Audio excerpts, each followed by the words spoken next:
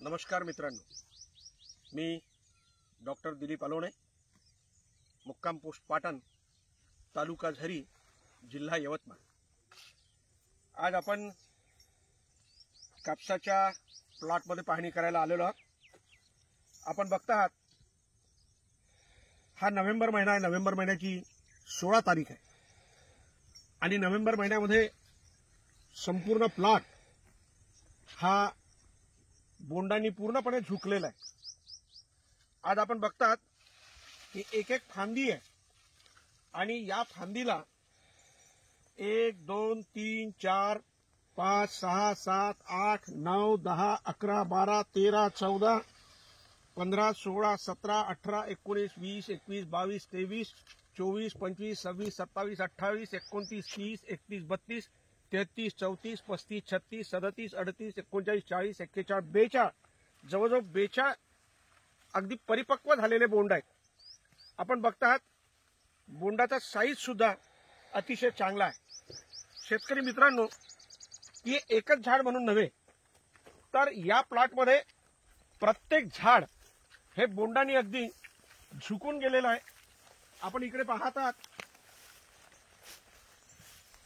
प्रत्येक फांदी बोंडाने अशी झुकलेली आहे आणि पूर्णपणे हे बघा असे बोंड सगळे लदबदलेले आहेत। कुठलीही फांदी घ्या, कुठलंही झाड घ्या, बोंड अगदी परिपक्व झालेले आहेत। एक सगळ्यात मोठा प्रश्न अनेक शेतकऱ्यांच्या मनात, हे बघा अगदी बोंड सगळीकडे आहे। तुम्ही आतमध्ये पहा, कुठेही पहा, ते फांद्या तुटतात की काय अशी भीती। हे पहा, ही फांदी पहा, अगदी शेवटपर्यंत अगदी बोंड लागलेले आहेत। सगळ्यात महत्वाची गोष्ट अशी की अनेक शेतकऱ्यांना यावर्षी प्रश्न होता बोंडअळीचा, परंतु या प्लॉटमध्ये आपल्याला बोंडअळीचं थैमान कुठेही दिसत नाही किंवा बोंडअळीने बोंड खराब झालेले आहेत असंही दिसत नाही। हे बघा, आपण बघता आहात की बोंड सुद्धा अगदी परिपक्व झालेला आहे आणि छानपैकी सुंदर फुटलेला आहे। म्हणजे अगदी कापूस सुद्धा या सगळ्या पाकळ्यांमधला आपण अलगद काढू शकतो। म्हणजे बोंडळीचं थैमान या ठिकाणी कुठेही आलेलं नाहीये। अगदी शेवटची बोंड सुद्धा व्यवस्थित फुटतात आहे। म्हणजे बोंडळीवर सुद्धा आपण मात केलेली आहे। हे बघा, सगळा कापूस अगदी पूर्ण, हा प्लॉट बघा, इकडे कापूस कसा फुटलेला बघा, अगदी शुभ्र पांढरा आणि बोंडाचं साईज आणि त्याच्यातून निघालेला कापूस, या सगळ्या गोष्टी।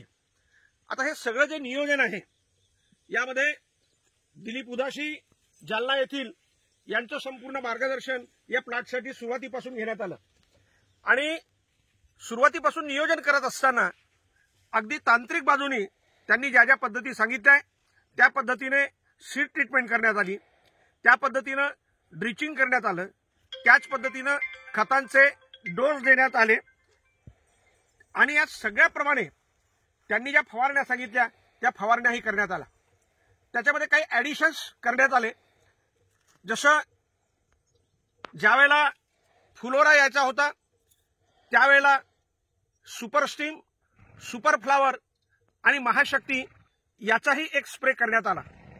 त्याचबरोबर बोंडाची साईज चांगली मोठी व्हावी, चांगल्या प्रकारे कापूस परिपक्व व्हावा, त्यातलं जे सीड आहे ते सीड ऑइल सीड असल्यामुळं ते चांगलं परिपक्व व्हावं म्हणून त्यासाठी सायझर आणि के पोटॅश हे स्वदेश कंपनीचं वापरण्यात आलं।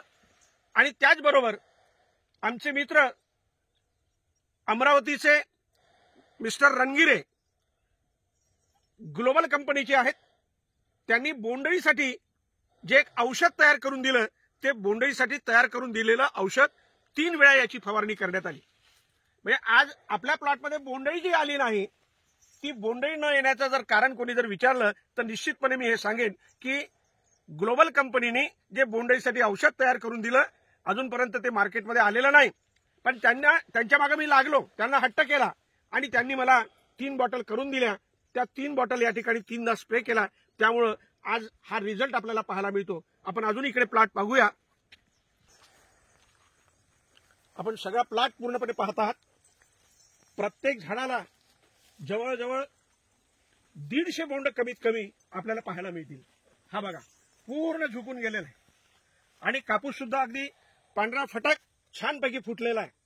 कुठेही बोंडअळीचा लवलेश आपल्याला या प्लॉटमध्ये पाहायला मिळत नाहीये. हे बघा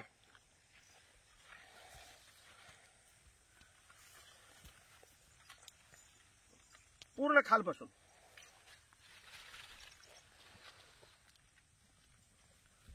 काही काही फांद्या अक्षरशः बोंडा लागून अगदी तुटून गेलेल्या आहेत. हे बघा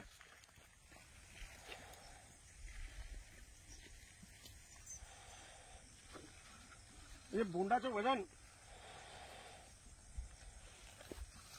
पेलवत नाही.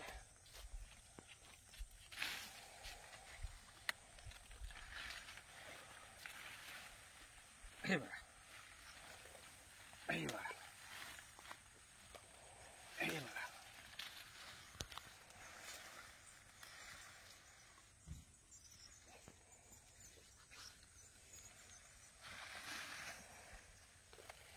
तेव्हा शेतकरी मित्र हो, या दोन्ही तिन्ही गोष्टी तेवढंच नव्हे तर बोंडअळी येऊ नये म्हणून ट्रायको ग्रामाच्या शिप सुद्धा झाडाला स्टेपल केलेले आहेत. त्याच्यामुळे सुद्धा बोंडअळी आली नाही. लाईट सुद्धा लावलेले आहेत, हॅलोजन लाईट्स लावलेले आहेत बोंडअळीचे किडे येऊ नयेत म्हणून. या सगळ्या गोष्टींची उपाययोजना केल्यानंतर आज अतिशय सुंदर असा रिझल्ट आपल्याला दिसतोय. मी त्या तिन्ही मित्रांचे खूप मनापासून आभार मानतो. दिलीप उदासी यांचं पूर्ण मार्गदर्शन, त्याचप्रमाणे स्वदेश बायोटेकचे दिलीप देशमुख, त्यांचे मित्र वाघ सर, त्यानंतर अमरावतीचे प्रमोद रंगिरे, या सगळ्यांच्या मार्गदर्शनात अतिशय सुंदर अशा प्रकारचा रिझल्ट मिळाला आणि जवळजवळ एकरी किमान 20 क्विंटल कापूस निश्चितपणे होईल याची खात्री मला आहे. मी यांचे मनापासून आभार मानतो आणि त्यांच्या नियोजनाखाली हा प्लॉट आपण केला त्याबद्दल त्यांचे मनापासून आभार मानतो. धन्यवाद.